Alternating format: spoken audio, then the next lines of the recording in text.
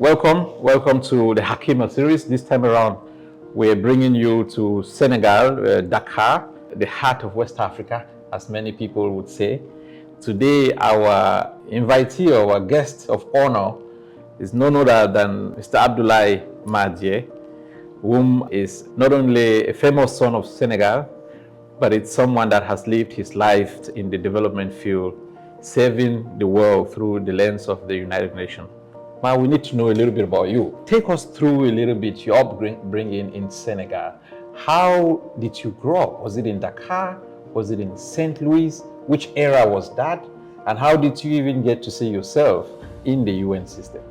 That's a quite powerful question. You're asking me to turn back time. Whenever you turn back time, it's quite emotional, but it can be also a soul searching for me to see where I came from and how I landed where I am. As you said, I am from Saint Louis du Senegal. I studied in Lycée Fédère, was quite renowned, got what they call Baccalauréat C, scientific, and then went to France in Lyon to do what they call Mathématiques supérieures and Mathématiques spéciales, the class préparatoire as they call it in France. 2 years, Maths Sup, Maths B, and then went to the grandes écoles, as they call it, and I selected one of them, which was École nationale de la statistique et de l'administration économique, which is a school of the INSEE, the Institute of National Statistics and Economic Studies in France.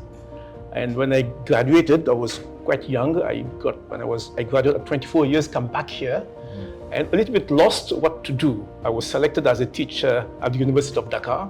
I was teaching statistics, theory of probability, econometrics. And then I was trying to find a job beyond teaching. The first offer I got was to go to Senelec, the kind of Con Edison of Senegal, private sector, very high pay. It was in the early 80s. And I remember my paycheck was so big, I don't know what to do with it. At that time, it was 400,000 CFA per month. It's quite big, but big money, you don't know, you're a student, you came, got this big money, I don't know what to do. It was an exciting job, but I didn't feel it in me. And I decided to shift gear and go to work with the Minister of Planning. As a high-level civil servants, the maximum at the time you could get is 90,000 CFA.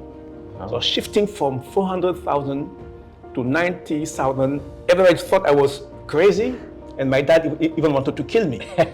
Look, guys, we invested all this on you, and you're leaving a big job here. Senelec going to the Minister of Planning, like a civil servant, and so on and so forth. But my feeling was, look, this is not Senelec is not your way. Go to Ministry of Planning, because I felt that through that ministry I could give more to the people. I was supposed to be economic advisor of the Minister of Planning at that time, Ousmane Seck, a bright guy, who became later the number 2 of the Islamic Development Bank. And the guy looked at me, I was too young, I didn't comb my hair, this kind of stuff. I used this military tree, where from the left, kind of stuff. He looked at me, he laughed. He said, my young son, you cannot be my advisor. You need to grow up a little bit more. I'll be asking the Director of Planning to absorb you in the Minister of Planning, and then we'll see later on what you can do. I became the head of the General Planning Division, where we do modeling. And it's where I think my career started to have a turn towards the UN and UNDP. And my first encounter with UNDP was that 2 years after, within that division of macroeconomic and general planning, I was an econometrician. UNDP wanted me to even drill down further and sharpen my expertise on econometrics, and they sent me to The Hague, the Institute of Social Studies, because there's a great teacher there who has a Nobel Peace Prize, Jan Timbergen, known in the field of economics, to learn more on econometrics. I had already a great one in Paris in the statistical pool. Edmond Malenvaux was well known. The economists would know him. And then here I am in The Hague with Jan Timbergen to sharpen my skills in econometrics. 2 years after I came back to Dakar. That's UNDP, my first encounter with UNDP. So we did the 5th plan, the 5th plan, we designed it, and so on and so forth. And at that time, there was an expert from New York, the Department of Technical Cooperation and Development visited Senegal, and he observed me and he told me, look, I have been seeing what you are doing. I have seen that even you have beaten the IMF, because the IMF at the time was starting the structural adjustment programs. I found them crazy because they use a kind of simplistic model called the Polak model, very simple. It can be a disaster. It did make a lot of disasters, and I really intellectually did beat them because I came with a more complex model at the time. I mean, I'm sorry to use this economist language called the Leonchev model, which is quite more integrated. And that guy, Dardo Segredo, was seduced when he saw me, that young guy, beating the IMF teams. He said, look, I like what you did here in Senegal. I want you to go to Bolivia. They are having the same trouble with the IMF. Can you go and help the Minister of Planning to face the IMF? So same scenario, I went to Bolivia for 2-3 months. It was horrible in Cochabamba, on the top of the mountains. I was dizzy, because, the height. Altitude. You have to drink a lot of mate de coca. The same scenario that I experienced in Senegal, I replicated in La Paz, in Bolivia, and then we really defeated the IMF and the team. Before you continue, because this is a very important reflection point, the role of the structural adjustment programs across Africa at that time. From the government side, how did our government react, or how did our government welcome or interact with these new programs that were coming into Africa from the Senegalese government side? Government were weak. They knew intellectually that it will destroy the economy, but they didn't have the financial level to resist the IMF and the World Bank. And I think we haven't done yet justice to review the damage that the Bretton Woods institutions have done to Africa. We're still suffering that. We don't have that firepower to fight the IMF and the bank. I have to give credit to the head of ECA, Economic Commission of Africa at the time, Adedeji, who really fought and then came out with an alternative to the structural adjustment plan. We call them AFSAP, African Alternative for Structural Adjustment. But he was a kind of lone voice. And the leadership of Africa didn't really capture and ride on his vision of alternative models. And that thing, we have to write that story, and that failure to embrace what Adedeji has put forward is the price we are paying up to now, because, we all know it, structural adjustment destroyed not only the administrative capacity of government, but the social structures, and even the economic structures. I'll come back to it later.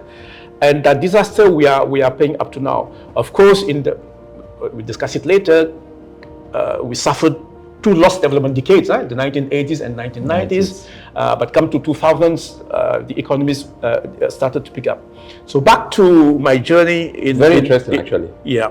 Because as you were speaking, I was thinking, a young teacher in St. Louis, and in 400,000 francs, which in today's currency, for those of you who might want to know, in dollars is about $800. Yes. Migrated into public service. Yes. Where you were earning $90. Yes. 90,000 CFA, which is $180 in today's approximately currency. A big shift in your own personal income. Yes. But it seems you had already developed a sense of service at that young age. Yes. From St. Louis to Bolivia. Yes. How did that move prepare you for the next leap of your life or your career life into the UN system? Yeah, what I have learned is that if you believe in servicing the greater good and wider community, that's an engine that can propel you beyond limits.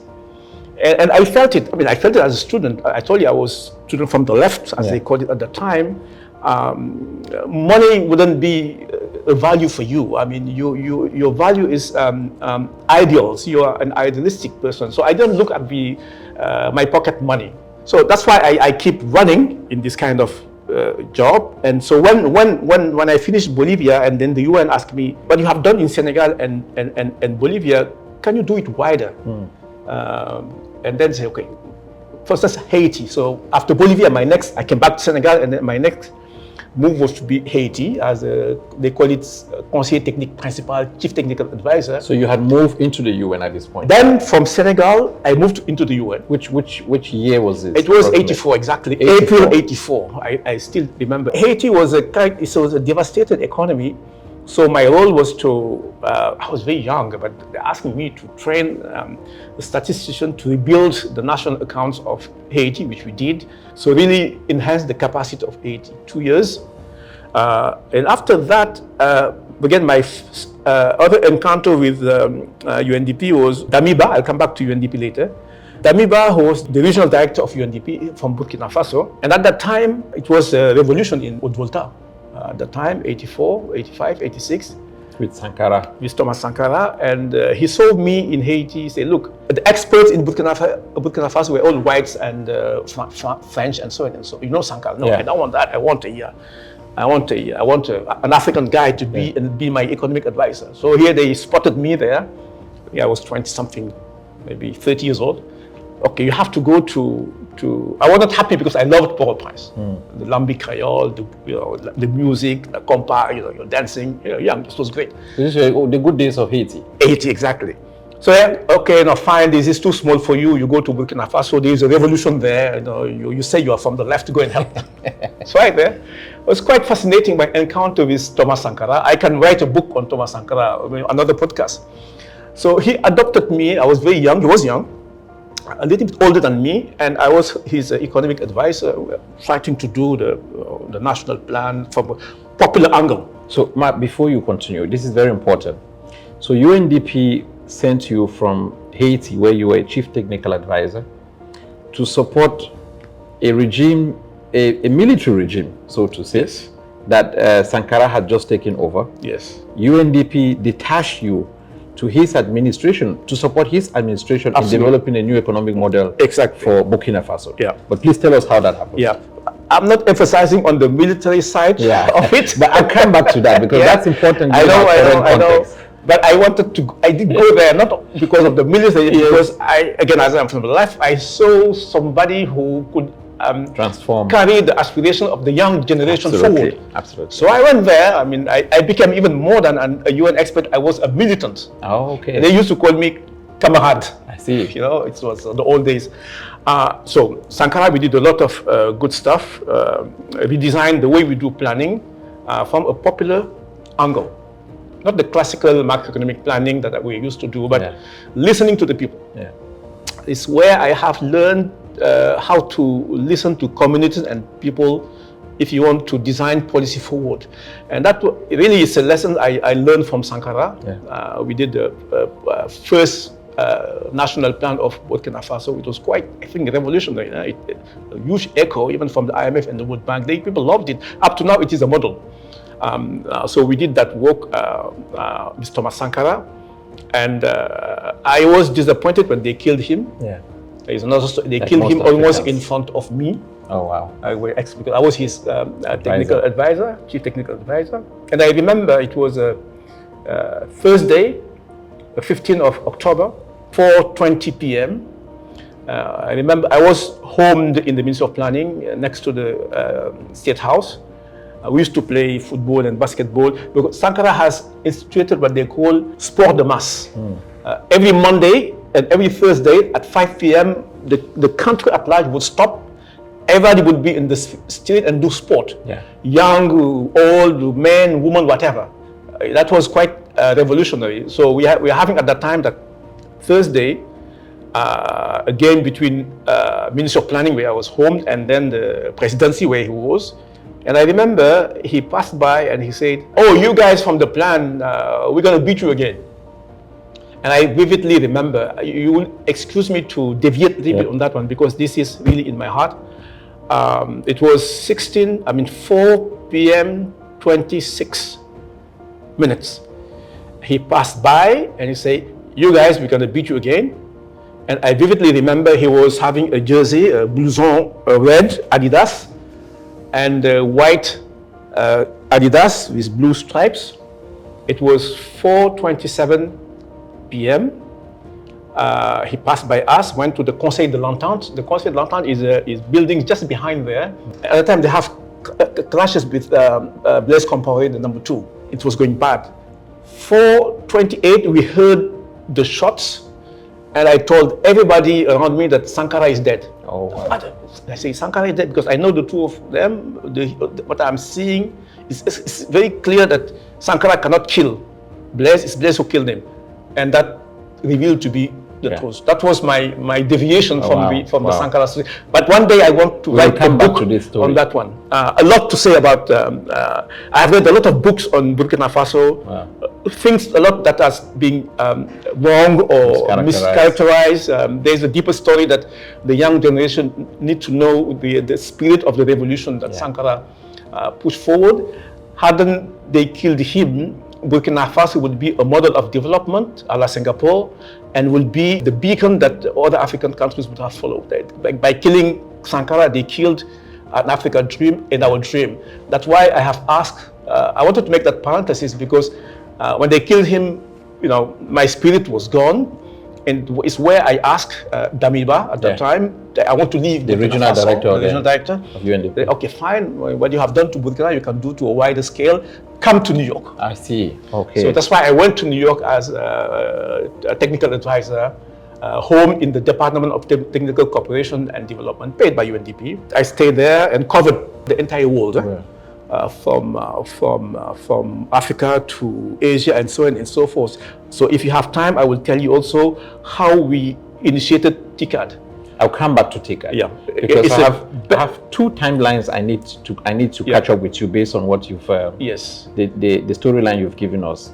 From Haiti, you were sent to support a transition in Burkina Faso, develop a new economic model, which you and the team did successfully until Thomas Sankara was murdered. Yes. I have to say it was a sad history. Very sad. Or a sad event on the history of Africa. But then it also acted as a pivot point for you. Yes. Because then you were asked to go back. You asked to be relocated back to UNDP's headquarters. Yes. Where you then became a more global advisor on economic issues. Exactly. But I want to punctuate your career at that point because I want us to take a segue into the second part so that we don't get too carried away by what you were doing within UNDP without people even knowing what UNDP is. So we'll come back and we'll come back to your career at one point. But before we get to what you were doing in UNDP, up to where you are now, I wanted to take you back again to 1970, 1969, 1972, the period where the international world was looking for a new development cooperation framework. The time when we had the Pearson reports, the time when the General Assembly was thinking about a new mechanism to support development programs. Take us through that era and how UNDP came to see the light of day. Yeah, UNDP was, in a way, a baby of the Marshall Plan. I remember after the Second World War, Europe were to be reconstructed under the leadership of the US. They put tons of money to reconstruct Germany. And beyond Germany, Europe also. And it was basically investment to rehabilitate the devastated infrastructure. And then the World Bank was then created. At the time, it was called International Bank for Reconstruction and Development. Remember, it was before the 60s. So African countries, they are not independent. So the bank was supporting countries like Indonesia, Asia, mostly in Latin America, not Africa. And then as more developing countries were becoming independent, the ECOSOC, the UN Economic Commission for Socio-Economic Council, wanted to create an instrument that mirror, but not exactly, would be the Marshall Plan to support these nascent, quote-unquote, countries to be on the development track and move faster. And ECOSOC has this idea of creating two programs. First, it was a technical cooperation program, and then a financial fund, the special fund as they call it, that would support these quote-unquote nascent, like the word nascent, countries emerging from colonialism to go on the development path. It was a bitter discussion there because that was an idea of the ECOSOC and the idea of the third world countries, which the Americans didn't like. They thought that track, creating that technical cooperation stream and funding stream would challenge or would diminish the role of the World Bank at the World Bank at that time. World Bank.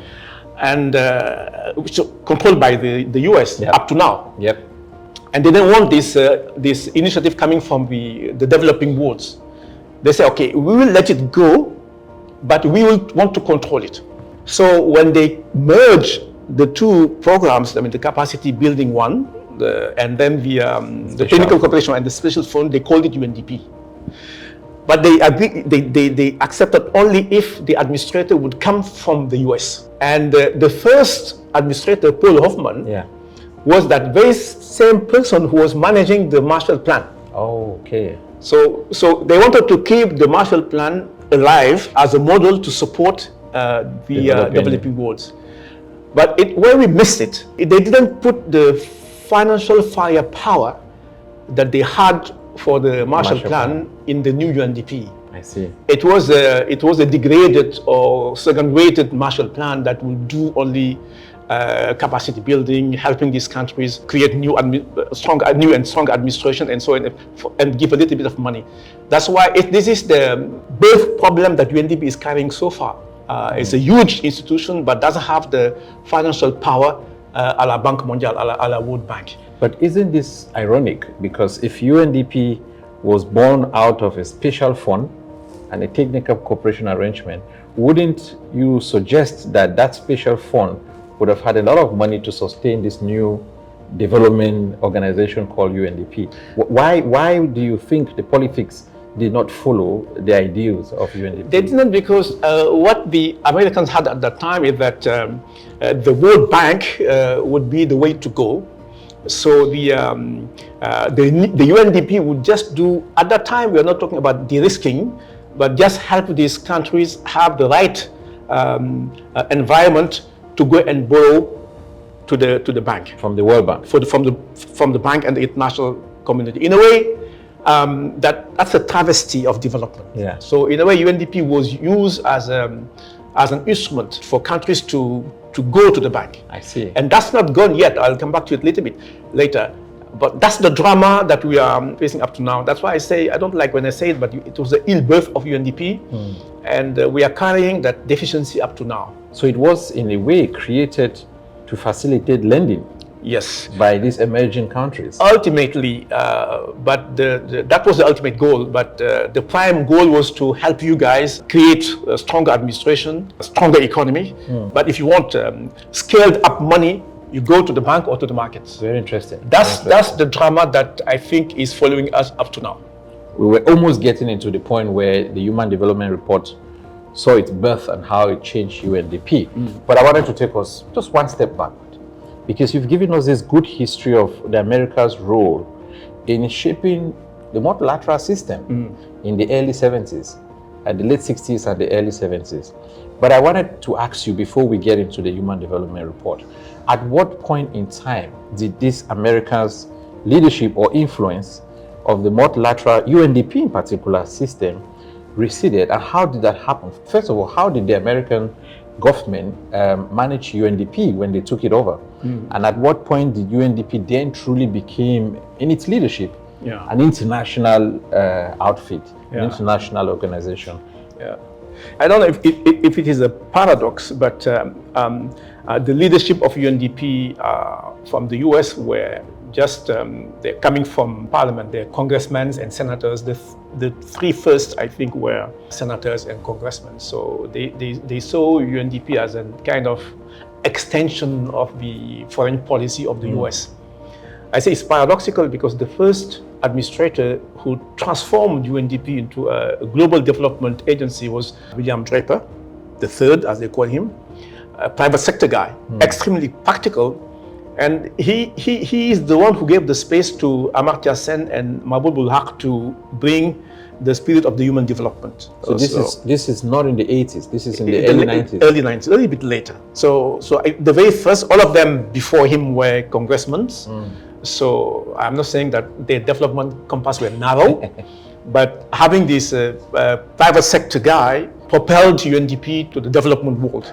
And he was not a private sector guy a la IMF World Bank. He believed in development at a bigger scale. He was quite innovative, saying, look, let's see how we can stretch the dimension of development, or the envelope of development. Why don't I give that space to renowned development economists to tell us how? That's why they gave that space to Mabul Haq and Amartya Sen, who came with this notion of human development, and that propelled the UNDP as the lead development agency.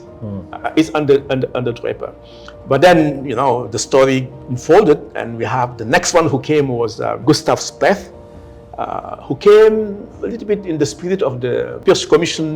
We're talking about the environment and so on and so forth. And the idea at that time, the Zeitgeist, as they say in the German philosophy would put it, the spirit of the moment was to understand that we are not alone as human beings. We have our own planet, and we are destroying our planet. By destroying our planet, we are destroying our own selves. And it's where they started to think that the Human Development Report was not enough to capture the planet dimension. And at that time, we came with the idea of sustainable human development. UNDP was called not the HD agency, but the SHD agencies, the Sustainable Human Development. So we have invented the Sustainable Development Goals already at that time. So this idea of sustainable goals is not new. UNDP had it already at that time, but I think it was challenged by many to drop it, to stay on the narrow path of human development.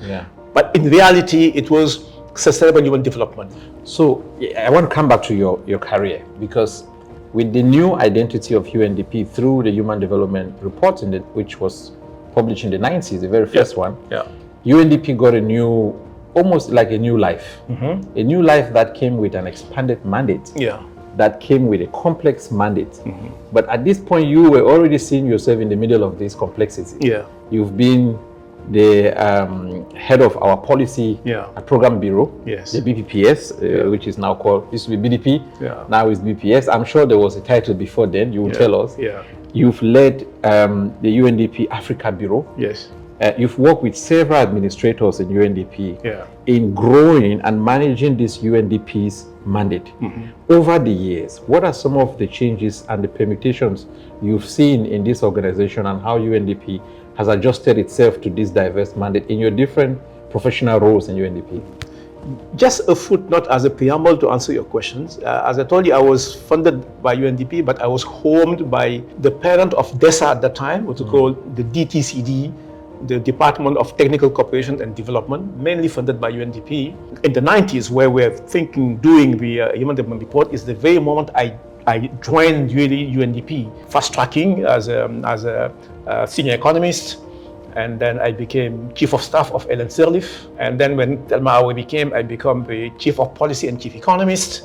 And when Abdoulaye Diagne administrator came, I became head of exactly what you're doing. I was the chief of the, based in New York, of the division of West and Central Africa. And then I went to Côte d'Ivoire as resident coordinator and DSRSG, as they call it, for the mission of the UN mission. Came back to the Arab Bureau in UNDP as number 2 of the Arab Bureau, and then became the chief of staff of Ellen Clark. And then from there became bureau director. After that became head of the Bureau of Development Policy. So it was a quite heady movement.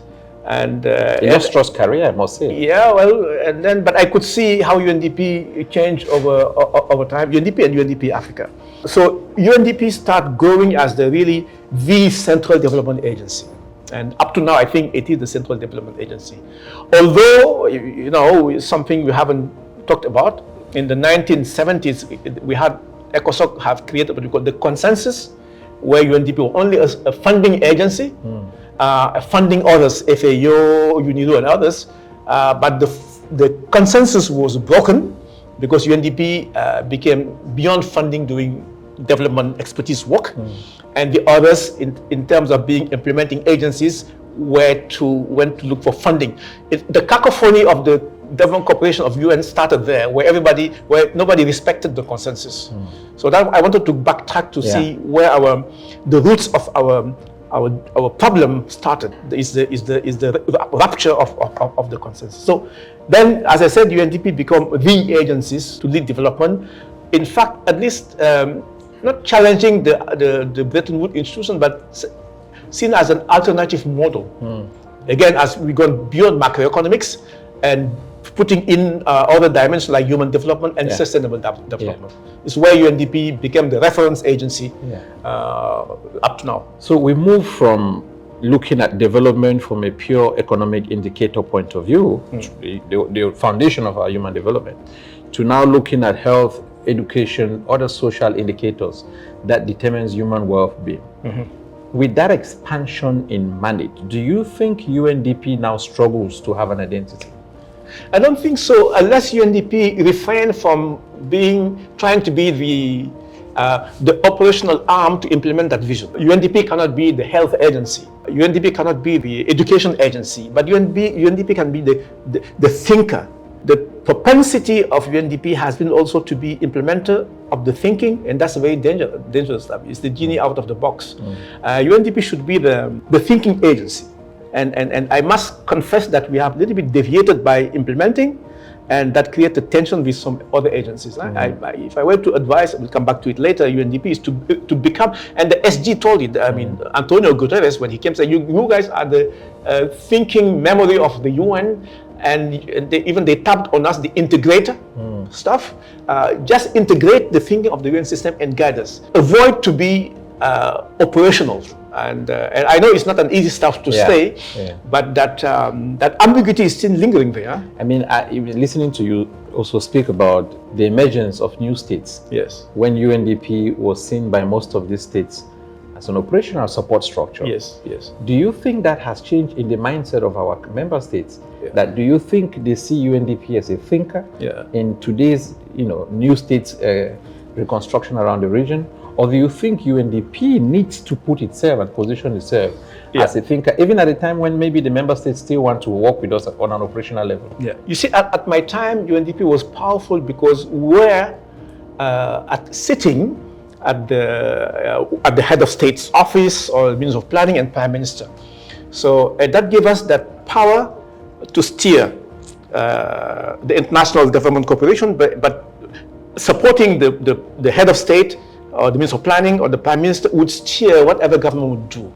I think that we have lost. We have to regain it and reclaim it. When I was Africa Director, we'll come back to it, government would ask me to have that old, quote-unquote, way of UNDP of doing, to sit next to the leading units that do developments. And that UNDP have to reclaim that space. That's the commanding heights that UNDP have to capture. UNDP cannot see itself as an agency like others. Like we're not UNICEF, we're not World Bank, we're not IMF, we're not UNIDO. And it's a pity what's happening in Niger because President Bazoum got it right. And I'm saying it's a pity because we're supposed to go end of August have a strategic seminar between his government and the UN. The way of the UNP and UNDP to be the lead, to see how you can be, and tourism be at the government level, be the closest advisor to government to transform development. That's the future for UNDP. But isn't it also, can't one make the argument that the UNDP of the 70s and the 80s and the 90s even emerged at a time when the human capacity of our countries, our member states, were quite low? Yes. Hence the need to have UNDP sitting in these offices of the president and the vice president. But at the 2000s and 2020s, the human capacity of most of the countries we're trying to support, in some cases, is quite higher than UNDP's own internal capacity. Hence, they might not necessarily see the need to have. How do we manage that, complex relationship? The value proposition of UNDP has been changing over time. It's not only capacity development, you are right. I was an outcome of UNDP investment in capacity development. I told you when they sent me to train me. But UNDP power is no longer there. The value of UNDP is in the network that is there, the knowledge that we create, which is unique. UNDP is the UNDP from Cochabamba to Kuala Lumpur to Dakar and so on.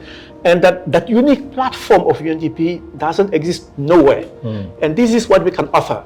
You as UNDP represent in Dakar, you can offer advice, but you can offer the wider value of UNDP elsewhere, which is unique. It's only UNDP that have encapsulated that powerful knowledge to distill for government.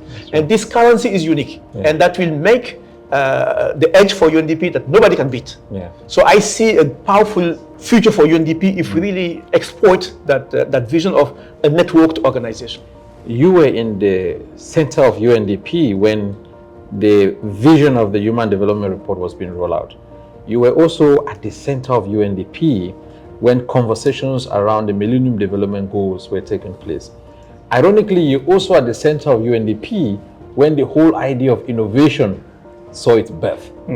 From the time we started the conversation on Human Development Report to the Millennium Development Goals, Sustainable Development, to SDGs now, and our own creation, UNDP, of what we are calling the Accelerator Lab. First of all, it's a two-part question. How have you seen this evolution of development trends happening, and how has UNDP adjusted itself? But number two, because I know you're personally involved in the creation of the Accelerator Lab, can you give us a little bit of a history lesson on how this lab came to existence and the reason there? Yeah. First, on the Millennium Development Goals started, when we started the Millennium, as I said, most countries like Africa were coming out of lost development decades of the structural adjustment, and poverty was huge. So the MDGs, initiated by Kofi Annan at that time, was, okay, all this is hectic and terrible. Let's focus on lifting the majority of people out of the grooves of underdevelopment. That's why the MDGs were launched. 15 years, we have some success. China was extremely successful, Africa a little bit less. But then we all realized that it's not only dealing with poverty. I mean, dealing with poverty might be dealing with the epiphenomenon of deeper phenomenon, or numen, as Immanuel Kant would put it, something deep. That's why the spirit of the SDG came, Sustainable Development Goals. It has to be wider and sustainable. We're not only dealing, as I said, with the people, the human beings, but we're also dealing with the planet, because if we destroy our planet, we cannot deal with the people. So we have this wider lens, which is quite, commendable of the Sustainable Development Goals that were put there. I think where the labs came, and when I finished my tenure, I didn't finish even my tenure as Africa Director. Achim Steiner came. Achim is a great thinker. And he told me, look, we have been doing the MDGs, we are doing the SDGs, that's great. But I think we have to do more. He's right.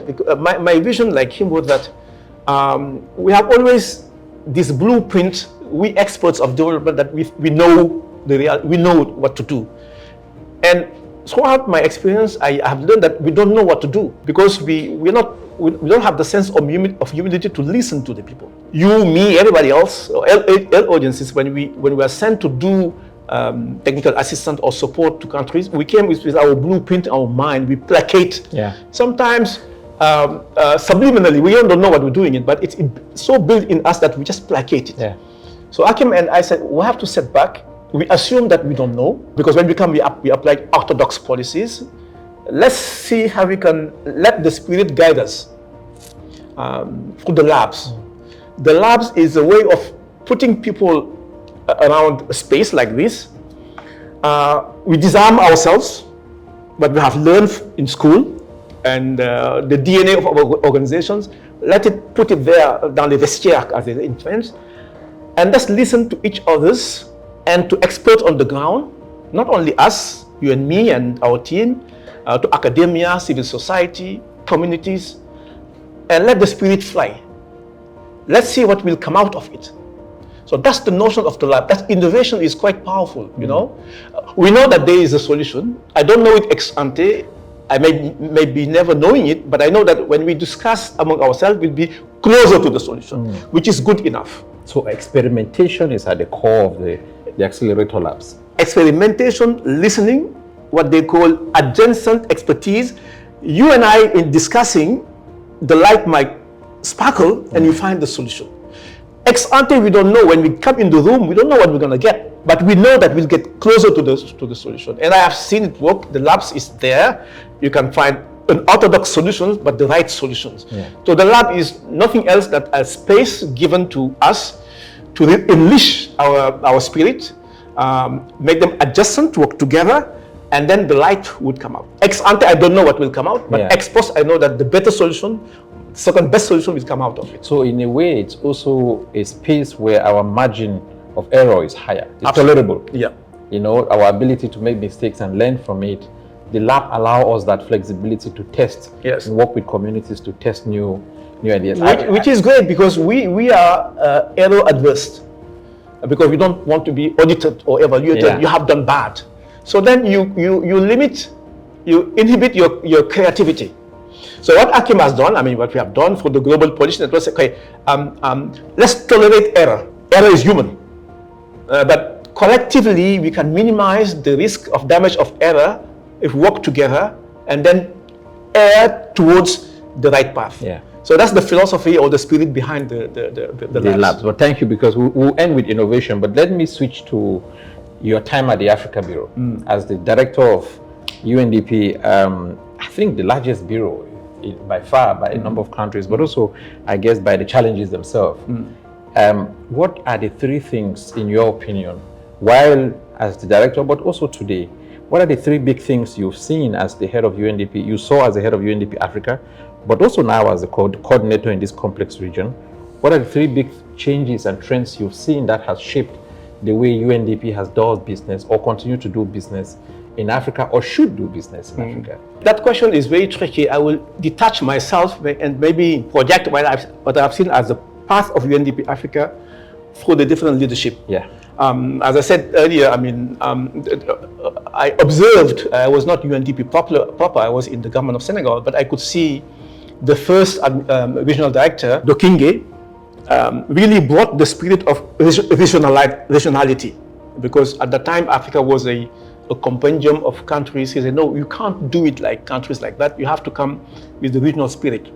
At UNDP at the time built the big regional programs like OMVS, the OMVS that you see now, the Organisation de Mise en Valeur. Yeah, it was a UNDP idea.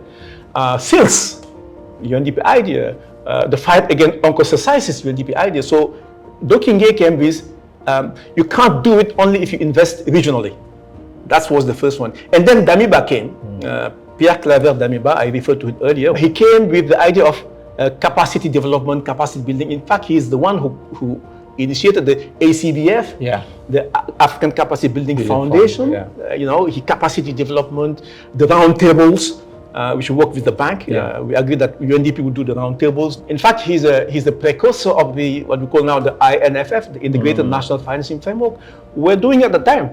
Through him, through the round table meeting. So Damiba brought that idea, and Ellen Sirleaf came, coming from the bank, World Bank, came to UNDP and brought this idea of private sector development. So Ellen was the one really who built the private sector development agency, but also building on what her predecessor has done. And after that, we had Thelma Awori came with the idea of, okay, guys, you're doing fine, but your blind spot is that you're not bringing the civil society. So she brought civil society in the equation, the NGOs, community leaders, and so on and so forth. Then came our brother Abdoulaye Dieye, say, all this is great, but it's about governance. So his marker was bringing governance in the equation of UNDP. Then came Gilbert Umbo, who is now Prime Minister of Togo and now heading ILO. Gilbert said, okay, fine, but I think that UNDP is too headquarters-centric. Let me push it further down to the field, the spirit of Dokingue. Gilbert was the first to create these regional bureaus. That the one you are heading now, the Dakar one, he pushed it to Dakar, pushed it to the field. So that was his marker. And then Getu came, saying, look, okay, fine, I hear you guys. Okay, I'm going to build on what you have done. But remember, the economies are not really structurally transformed. I want to push structural transformation. That's why he came with the idea of agriculture, investing in agriculture, in the extractives. And remember, he's the one who launched the Africa Mining Vision, supporting the AU. Then for me, I came. I said, okay, guys, all this is fine, but let me project on the future. I brought this predictive analytics, and then one that UNDP did seminal and did beat the bank and even the FDB. Sorry, my friends, Bank of FDB. The notion of emergence, l'émergence économique. Remember, we organized this series of in Abidjan, where head of state would come, IMF, World Bank would come under the leadership of UNDP. It was the very first time that UNDP took leadership. So I brought that dimension. I brought the dimension of fragility, and especially on the violent extremism. I remember I worked with you guys in Addis. And it was the very first time when we launched that famous report on preventing violent, the journey toward extremism. And I was invited by the Senate, the US Senate, to make a presentation. And I remember one general after discussion told me that had I seen this UNDP report, the way we handle security in Sahel would have changed. We do understand that it's not about military security, it's about human security. And that was quite seminal. And one of my markers has been under the leadership of President of Senegal, the PUDC, the Programme d'Urgence de Développement Communautaire, which I think impacted beyond Africa. I know that RBAP, the Regional Bureau of Asia and Pacific, is using it already. I make this rundown because I think that the leader who replaced me, who succeeded me, has the right twist or right marker, Aruna. I think the vision of Aruna is quite seminal. Aruna's vision is people's agency. You can't do development if you don't support people lead it. The notion of people agency, the change of narrative that Africa is not poor, it's people that want to make us see us poor. Inherently we are rich. Let's build on that, and the notion of African money for Africa. Let's curb this illicit financial flows. So UNDP, in fact, is not perfunctory. What I'm saying is pearls threaded to where we land now. So what you guys are inheriting is a powerful platform to leapfrog further by bringing the dimension of the new generation. And I think the future of Africa is the young generation. The trouble of Africa is because we are not including the young generation in the future of development. So before we pivot towards the end, looking at the future and the young generation, given that you've talked about the future, I wanted to talk a little bit about the Sahel and the region. You lead UN development work and coordination for what we do in the Sahel. It seems as if the region is unraveling itself. There was a period where, as you said, the Sahel was one of the richest, or is one of the richest still parts of Africa. Human, natural resource, physical location. But the region now seems to be one of the most difficult region in the continent. It's a region that is challenging almost everything we have known as the concept and the principles of a nation state, from governance to the economic model to the interaction with regional institutions to the aspiration of the people to the embracing of what seems to be a return to military style governance and leadership. What's your take on what is happening currently in the Sahel, and where do you see a way out for the people of the Sahel and the governments that we serve? Remember, I gave you this journey of UNDP Africa. I think for me, the solution is go back to where Dokinge, the first Africa director, put it. We are a region. We're not an algebraic sum of countries. It doesn't make sense to say West Africa, the Sahel is Senegal plus Mauritania. It doesn't make sense because, I mean, to be frank, our states, our countries are, I'm not saying fictitious or virtual. Economically, they may not make sense. Remember, this was a design by Bismarck in 1884, 1885. Just took his knife and then cut Africa into pieces. And the unfortunate situation for the Sahel, you have these big countries like Niger, big, Mali, huge, Mauritania, land surface, lands, and tiny fiscal space, and is with the elite capture of governance and the resources, and not only elite capture, capital capture. All the investment in the Sahel are in the capitals captured by the elite, and so on and so on. That was the construct of colonialism that we are carrying forward. I think. And I am challenged when I say it, we are paying two prices. That Bismarck design of Africa, West Africa, was horrible. And the fact that in 1963, when the OAU, or the African Union, Organization of African Unity, was created, they agreed not to touch the borders. You know, it's, okay, inherited from colonization. It was a big mistake. I think Africa, West Africa, shouldn't be a sum of countries that are not viable financially. It should be a region. Unless we go back to the spirit of regionality, what we do is to no avail. First problem. My second problem is that I think that the international community did not do justice to Africa. Allow me to be a little bit deep on economics. As I said, the international community failed the Sahel. As they did for the Marshall Plan, you know, massive investment to reconstruct Germany and Europe. they should have done for Africa and for the Sahel, a region had been destroyed, by the way, by colonialism and so on and so forth, and climate change and other stuff. But they didn't invest at scale to tilt development towards on the right path. What do I mean by that? Let me be a little bit more on economics. All empirical studies show that you can't develop a nation where your fiscal space is very narrow. The fiscal space in the Sahel is on average, like fiscal revenues over GDP, 13.5%, compared to what you have in Latin America and Southeast Asia of 24%, or in the OECD countries, Europe and America and others, is 40% plus. So you can't have the fiscal base to have beyond what we have now. So you can't invest in development. That's number one.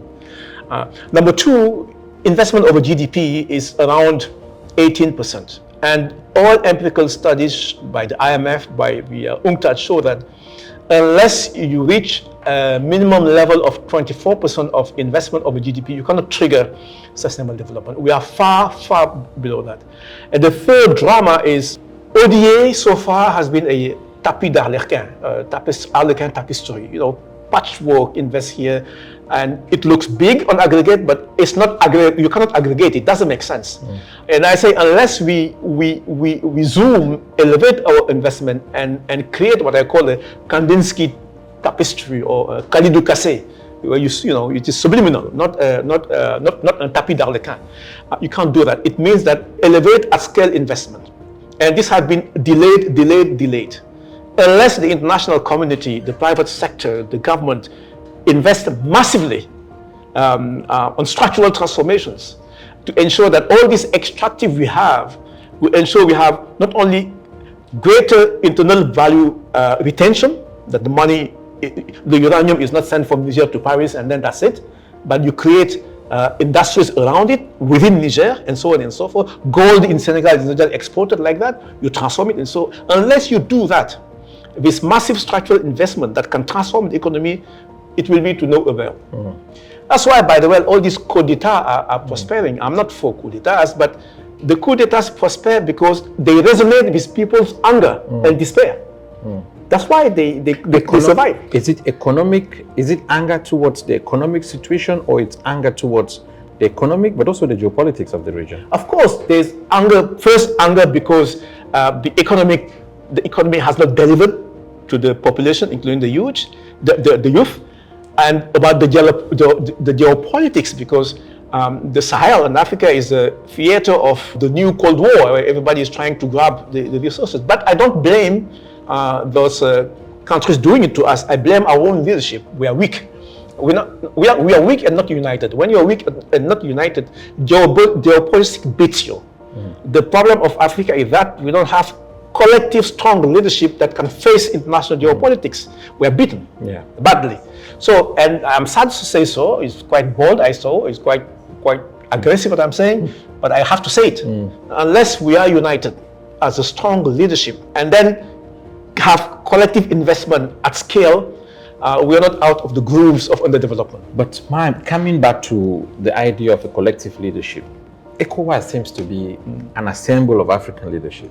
But it would seem as though, looking at what's happening, that even that assemble, that collective of African leadership is struggling to assert its legitimacy in the eyes of the people. How do you explain that contradiction? That on the one hand, we are saying we need a stronger group of Africans, we need a collective of Africans to be able to contest in this geopolitical world. But on the other side, that collective of Africans seems to lack the legitimacy of their people. Yeah, there is something wrong in the construct of ECOWAS. ECOWAS was created as an economic commission. And they did a lot of good stuff. We have to recognize it on infrastructure, not enough, but good stuff, on the movement of people and so on and so forth. But then it decided to become political without changing even the status of ECOWAS, the Economic Commission, and then they start to become political without designing the political what does it mean for the political ECOWAS? If you want to be political, at least you could have the same one Minister of Foreign Affairs for the region, or one currency for the region, one defense minister for the region. But everybody is being defense for yourself. Our own money, Nigeria, Sierra Leone, Ghana, and Francophone Africa have their own money, but controlled by France. So you can't. So the element that would give you the power to be a political union is not there. You don't have a powerful unified foreign affairs. You don't have a powerful money. You don't have a powerful defense. That's why, I mean, it's sad to see the standby force is standing by still while the jihadists were coming. It doesn't make sense, So frankly, ECOWAS has to reinvent itself. The way it is now structured will go nowhere. I mean, I'm sorry again to be so blunt. Well, you can say these things. Yeah, but because you've been there, you've interacted at that level. So ECOWAS has to, they have done a great job, one of the best union in Africa. In the world, by the way, it's a great model. We have all a passport, ECOWAS passport, but they need to mutate into a political entity. For that, political leaders have to cede part of their power to the collective, and that they are not doing. Everybody is a king in his own kingdom, and that cannot make a powerful political union. Impossible. What role do you see for UNDP in this new geopolitically complex world beyond the Sahel? I mean, we're talking about the Sahel, but we also have the Horn of Africa. We have the Great Lakes. We have the Congo Basin. We have Central Africa. All hotspots in different ways. Hot in some good ways, but also more challenging in different. What role do you see the UNDP of today, the UNDP you've described, playing in this new geopolitical world? There is something in the DNA of UNDP that needs to be nurtured and then make it more explosive, or more even I would say radioactive, is the innovation DNA. UNDP should be, where we are stranded, where we are caught in the grooves, where we're not moving. The engine we have is innovation and creativity, going beyond classicism. And finding solutions that are not orthodox. And that sparkle in UNDP is still there, although I am not sure we're not using it. We shouldn't be complacent in fitting into orthodoxy. Take the case of Niger. UNDP should be putting solutions on the table. I know we are grappling, again, in our usual blueprint, but what to do? The role of UNDP, especially the lab, is I'm not saying we have the solution ex ante, but we have the space to create solutions. I could say, okay, I'm not going to challenge what ECOWAS is doing, but say, why don't we bring people around the table in a lab, discuss Niger, and find solutions? I don't know what solution, but I'm sure collectively we can find a better solution than to bombard Niger, for instance. You see, the role of UNDP is when we are in a trap, when we are not moving. Here comes UNDP to open a space to find collective solutions, not opposed solutions, not orthodox solutions. It can be heterodox solutions, but solutions that have been created by the collective spirit. And when we put it on the table, there's a ahas, reaction. Okay, this is the way to go. And these that's the role for UNDP. These are development solutions, because in a way, UNDP also then operates in an environment where the UN has literally activated the principle of subsidiarity that says the regional organization must take the lead in advancing peace and security. And UNDP is part of the UN. It's how do we peel off and try to, help in a society or in an environment where our own rules and our own approach seems to be in favor of this regionalized approach to addressing peace and security. I am known in the UN for challenging the principle of subsidiarity. I don't believe in it, although I know it's the policy of the organization. So I'm a disciplined soldier. I will do it. I'll tell you why. Because we are the United Nations of the people. We are not the United Nations of the states. And the first paragraph of our charter says, "We the people." And I always challenge UN leadership by saying that if we really want to transform the United Nations, we have to write chapter 20 of the charter. The charter has 19 chapters and 111 articles. Article 1 starts by "We the people," and we end at "We the government, we sign." So I think unless we write chapter 20 back to the people, and the UN has to be back to the people. I'm just extrapolating. When you do subsidiarity, you lock yourself to whatever mistake the entities you yield your power does. Let me be illustrative. If ECOWAS has a problem, and then we associate with ECOWAS, we are part of the problem. And I think the UN should be the space that is there to, when people are hitting the wall and there's an impasse, again, we came with innovation and creativity and space to find solutions. We have been created to find solutions, not to deal with problems. But okay, problems are there, but find solutions. It's our raison d'être. If we don't find solutions, let's disappear. And I think we have the infrastructure, the artillery as the UN to be the solution finder, the pathfinder, and UNDP at the heart of it should embody that spirit of pathfinder. And if I have a message to leave to you, the younger generation of UNDP leaders, is be a pathfinder. You're an evangelist. You're not just an implementer. You're the spirit of the future. And people, you are the preacher. People rely on you to help them find solutions. They don't know, otherwise they won't come back to UNDP. And UNDP has to keep that evangelist mind that we are here to find the path forward. Talking about the path forward, and we would segue into our last part of our discussion.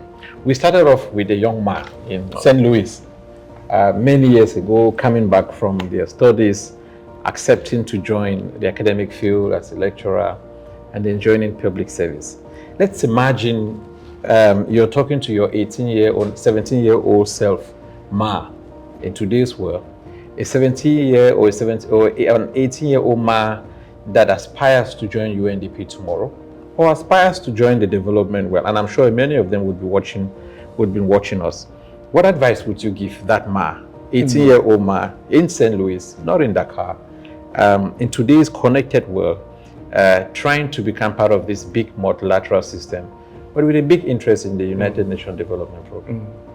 At 18, I was just having, I think, my baccalaureate, and I always believe that because you're a kid, you always believe that the sky is the limit.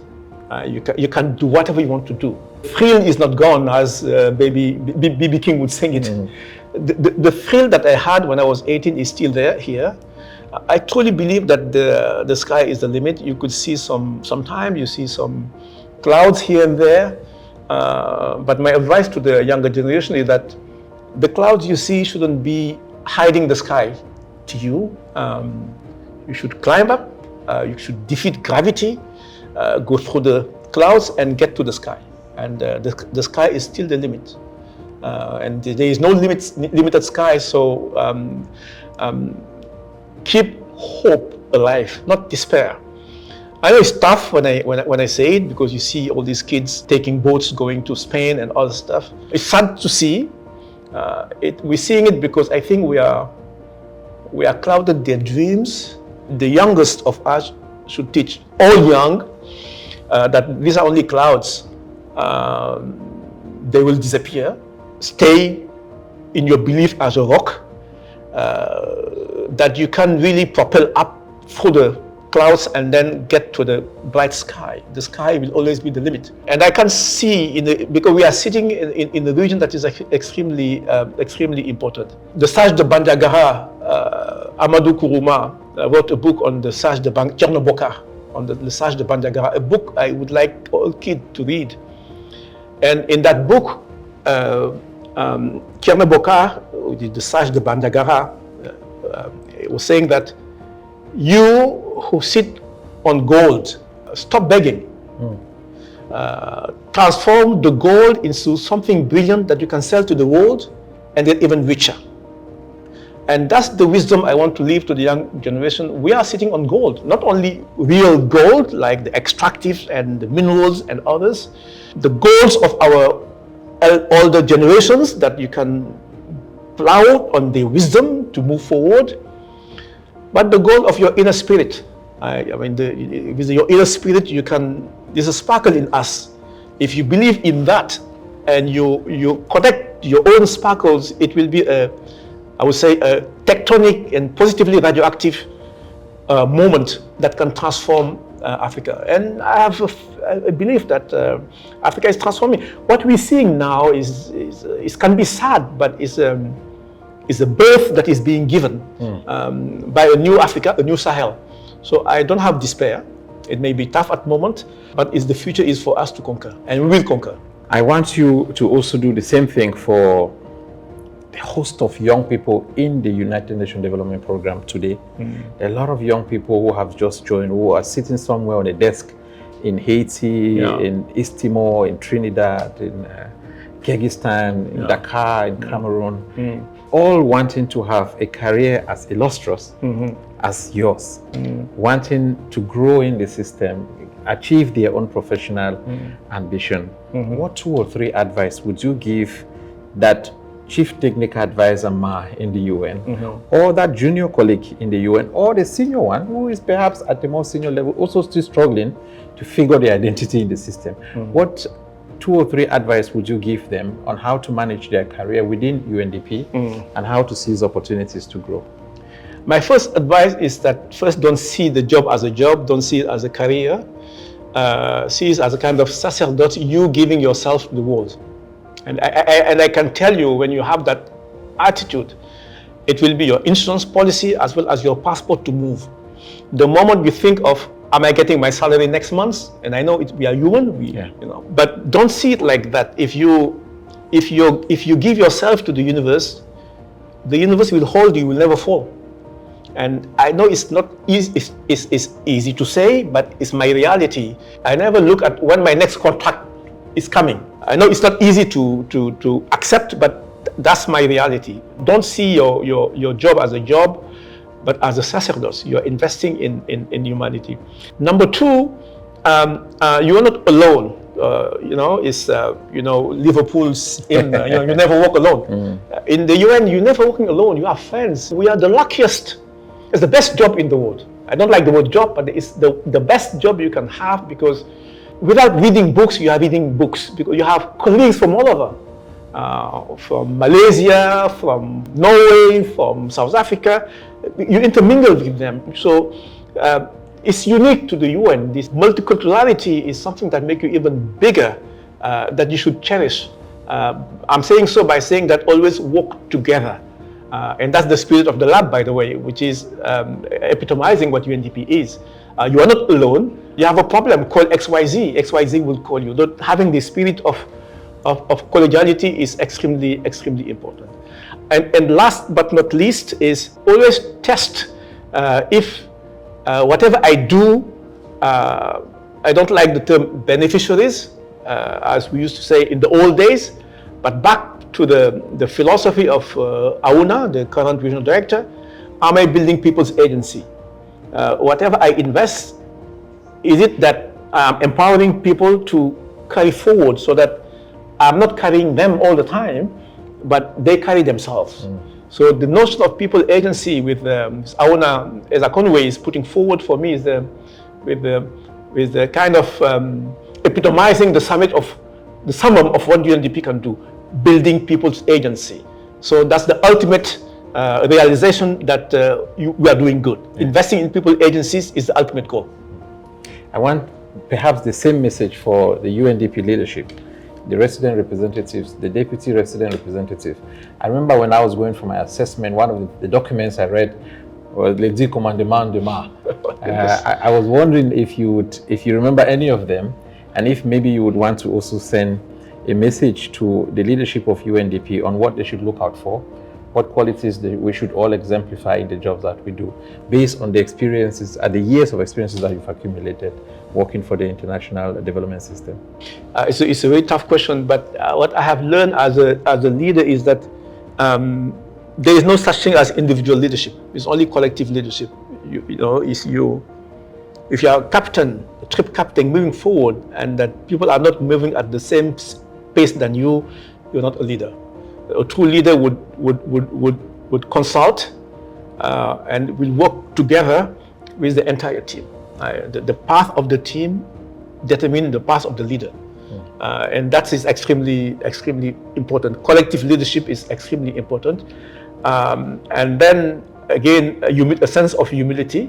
We're dealing with complex reality, and sometimes, as we have in the discussion, we don't have the solution, but humility will guide you to find the solution. Humility means a powerful listening capacity, no arrogance in front of situations, reaching out all people who can help you. You're not expert in all.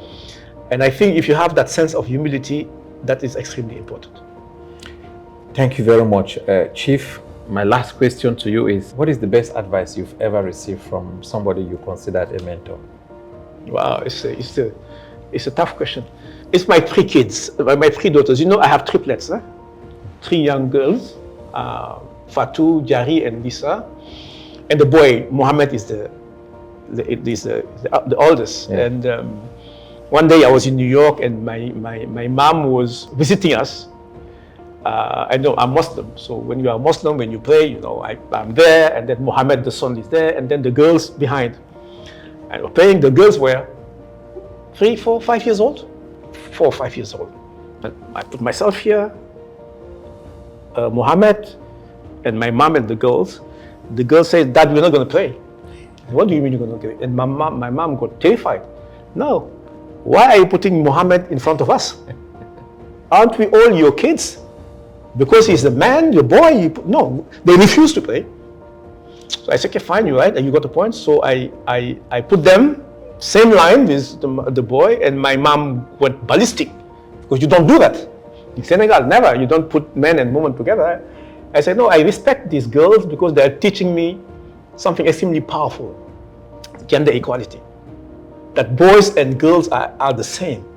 So that message ran through me all throughout my careers. That's why when I was interviewed by Ellen Clark to be Africa director, she asked me, 5 years from now, what would you be recognized of? I would say I want to be recognized as the Africa director who brought gender equality in the bureau. When I was leaving, it was the only regional bureau in UNDP where you have more women resident coordinator than men in all Africa. So I really pride myself to do so.